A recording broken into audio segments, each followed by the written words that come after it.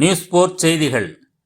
வில்லிவாக்கம் ஊராட்சி ஒன்றியம் வெள்ளானூர் முதல்நிலை ஊராட்சியில் சிறப்பு கிராம சபை கூட்டம். திருவள்ளூர் மாவட்டம் வில்லிவாக்கம் ஊராட்சி ஒன்றியம் வெள்ளானூர் முதல்நிலை ஊராட்சியில் 23/11/2024 சனிக்கிழமையன்று காலை 11 மணி அளவில் கொள்ளுமேடு குக்கிராமம் ஆர்ச் அந்தோணி நகர் சந்திப்பில் சிறப்பு கிராம சபை கூட்டம் நடைபெற்றது.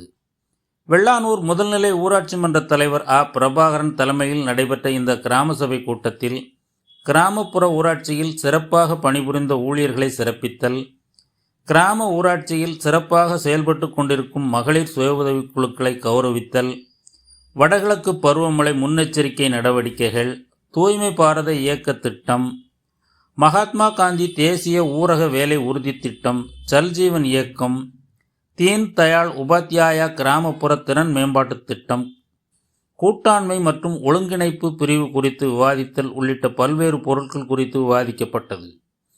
அதனைத் தொடர்ந்து காட்டூர் கிராமம் ஆர்ச் அந்தோணி நகர், செல்வி நகர் உள்ளிட்ட பல்வேறு பகுதிகளை சிப்காட் தொழிற்பேட்டை அமைக்க நிலம் கையகப்படுத்தும் முடிவை தமிழக அரசு உடனே கைவிட வேண்டும் என்று கிராம மக்கள் சார்பில் ஒருமனதாக தீர்மானம் நிறைவேற்றப்பட்டது.